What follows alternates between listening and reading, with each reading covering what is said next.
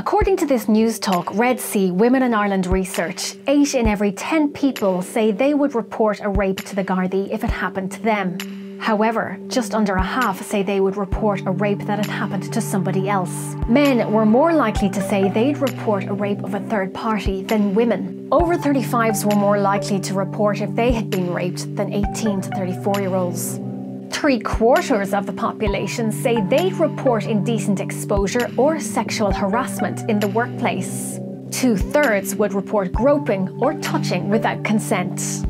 The Newstalk Red Sea Women in Ireland research also delved into people's experiences of gender-based discrimination. 4 in every 5 respondents say they hadn't personally experienced it.